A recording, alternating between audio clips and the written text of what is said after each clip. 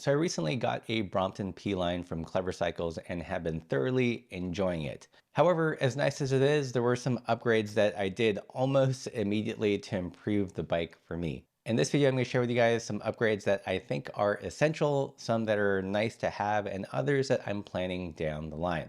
So one of the changes that I made immediately was the saddle. This P-line in particular comes with the Brooks C17. A lot of people love that saddle, but for me, I feel like it's better suited to bikes that have more aggressive position. Since on my Brompton, I'm sitting a little bit more upright, I want something with a wider base, slightly more cushion since more of my weight is back there, but also isn't a big sofa slash comfort saddle. And for me, my go-to saddle on almost all my bikes are ergon saddles. This one in particular is their all-road saddle. It's quite a bit lighter than the Brooks. It still has a wider profile. To me, something a little bit more reminiscent of the Brooks B17. And it has enough cushion to be supportive, but it's still super comfortable on those long days on the saddle. Really, saddle preference is highly personal. If you get on with the Brooks C17, then perfect, just leave it on there. But for me, I had to swap it out right away for an ergon saddle. The next thing that I had to change, like within like 48 hours of getting the bike, were the pedals. The P-line comes with some nice, what they're calling super light pedals, which as the name suggests are super light. But for me, the platform was simply not wide enough. It didn't give me enough foot support. Probably the biggest issue, however, was the quick release pedal. The quick release mechanism that Brompton uses on things like the P-line and the T-line, they're actually fairly wide and don't lay flush with the platform of the pedal.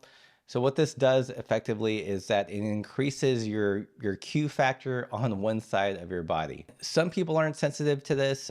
You probably wouldn't notice it if you're just doing like a 1 mile commute or something. But for me on longer rides, I was getting some hip pain on my left hip because it was just pushing my leg out, like a good 2 centimeters to the side. It got to the point where it was just unbearable, and the second I could, I went to Clever Cycles and got some new pedals. The pedals I upgraded to are like light years more comfortable, but still maintain that quick release functionality. And they are the MKS Always pedals. They don't come stock with quick release doohickeys. Clever Cycles carries a variety of MKS pedals that do have a quick release mechanism. What's nice about this pedal is that it is considerably wider and grippier, in my opinion, than the stock Superlight pedal. Another nice bonus is you'll see that the platform is nice and flat, and the height of it is actually flush with their quick release mechanism.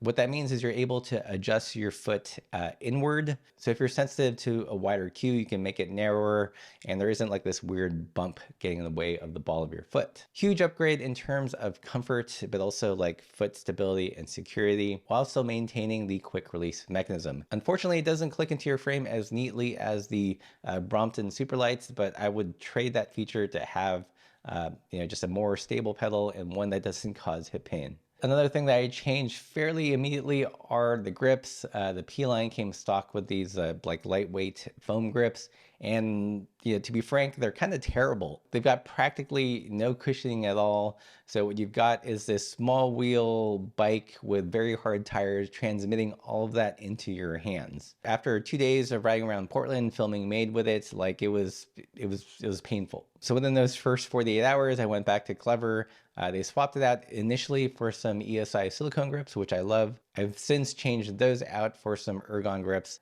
And they've got that wide platform that ergon grips are known for, but they've also got these little nubbins where you can rest your thumb there, and they're actually super comfortable. I think Brompton themselves have taken a cue from this change that lots of Brompton owners do, because on the new G line, it does come with grips that look suspiciously like ergon grips. The next essential upgrade, in my opinion, a lot of people don't suggest this, but it's the first thing I did after we got back to Spain, and that is I waxed the chain. I don't know if you guys have ever had the adventure of changing a rear flat on a Brompton. As well as it being fiddly, it's also just like a dirty, terrible mess. It's hard to change a rear flat on a Brompton without looking like you just did some mud wrestling and lost. When we got back, I degreased the drivetrain, actually got a new chain just because it's a little bit easier to wax a new chain. Did that whole process and mounted it, and I think it makes perfect sense for a folding bike. The drivetrain is so low that it tends to pick up a lot of grit. A wax chain kind of helps keep things relatively clean. Also, when you're folding and unfolding, there's all these opportunities to end up touching the chain accidentally, either on your hands or on a piece of clothing. So this just keeps the whole folding bike experience relatively clean. And if you do get a flat, you're still going to get some dirt and grime, but it's not going to be anywhere nearly as bad as if you had the standard oiled chain. I will say, pay attention to what speed chain your Brompton requires. Usually it says on the plate. On the P line here, I was actually surprised to learn that it used a 10-speed chain. So make sure you figure out which chain to use exactly before going through this process. I know what you're thinking. You're probably overwhelmed. How do I do these upgrades? Can I do these upgrades to a new Brompton? Yes, my friends, you can with the help from the sponsor of today's video, Clever Cycles. Clever Cycles is one of the biggest dealers of Brompton bicycles and accessories in North America. We've trusted them and their knowledgeable staff for years in setting up, touring-ready Bromptons. If you order a new Brompton through them, they'll inspect it, make sure there's no defects, and if there are, they'll deal with it with Brompton themselves, so you don't have to do that. They'll also do whatever aftermarket changes you want, like putting on the smaller chainring, changing grips and pedals and saddles, all that good stuff. If you're considering a Brompton and you're based in the US, I highly recommend working through Clever Cycles. The next big, or rather wide, upgrade that I think is almost like borderline essential is a different handlebar. I don't know if the handlebars on the P line got narrower than our old ones, but it just felt like really tight and didn't inspire confidence, especially when descending at high speeds. The stock handlebars also don't have any sweep back, so it pushes your wrists in this funny angle. So recently I upgraded to these Joseph Kwassak aluminum handlebars. They do come in different materials, from carbon to, I believe they even make a tie one. The aluminum ones are fairly affordable. What I love about them is that they're wider. They have a 12-degree sweep back, so it doesn't put your wrists in a weird angle. When you combine these bars with something like the Ergon grips, it changes the bike. This is probably one of the easier changes you can make to a Brompton that will transform its ride. With a wider bar, the bike just feels way more stable. It's bananas. It's like night and day. Short of buying the new, G-Line Brompton, putting a wider handlebar on your current one is the best way to improve that sense of stability. Like I seriously can't tell you, I wish I'd done this, years before. It would have made touring on the Brompton that much more comfortable. This next upgrade, I wouldn't consider like an essential, but it's a really, really nice to have. Upgrading the brakes to the new Paul Brompton brakes. Paul Components recently came out with these. They took one of their brake designs and altered it so it works better with a Brompton bike. Aside from the nice blingy ano, these brakes stop really, really well. At least par, if not slightly better in terms of stopping power when compared to the stock Brompton brakes. I think where they really shine, however, is the modulation. I found that while the stock Brompton brakes stopped well, it was a little bit more of a kind of binary on and off. With these Paul brakes, they almost feel like hydraulic disc brakes. You have that sense of modulation, lots of control. These brakes combined with the wide handlebar just makes controlling the Brompton on steep descents way more comfortable and way more safe. Depending on your Brompton setup, however, they're not the easiest brakes to install. For the front brake, because of the design of the bridge mount, you do lose the ability to run a front light, so this might be a deal breaker for some.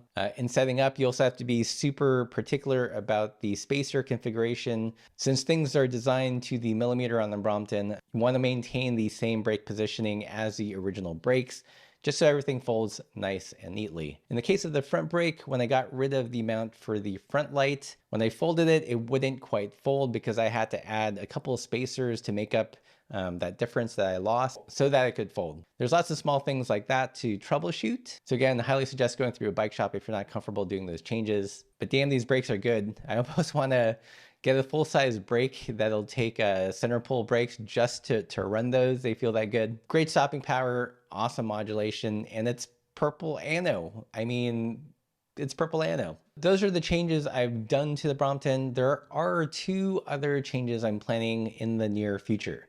The first one is getting some kind of fidlock system to put on the stem.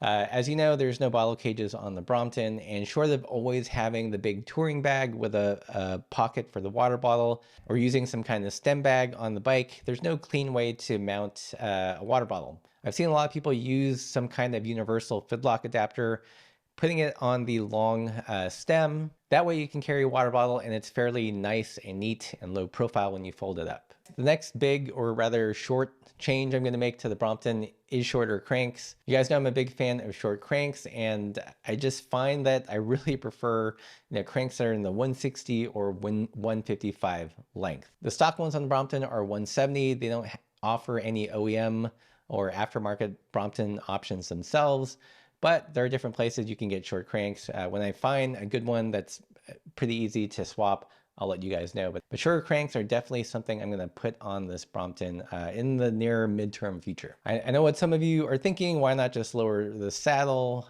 And the thing with shorter cranks is where they come into play isn't when your leg is fully extended, but when it's at the top of the stroke. A shorter crank will open up your hip angle, just make it more comfortable if you're getting pain there. If you got short legs, inseam of, let's say, 29 inches or smaller, definitely something to look at. If you guys live in the US and have questions about upgrades like this, or want to do these upgrades to a new Brompton or one that you already own, definitely give the folks at Clever Cycles a call or an email. As always, everybody, keep the supple side down.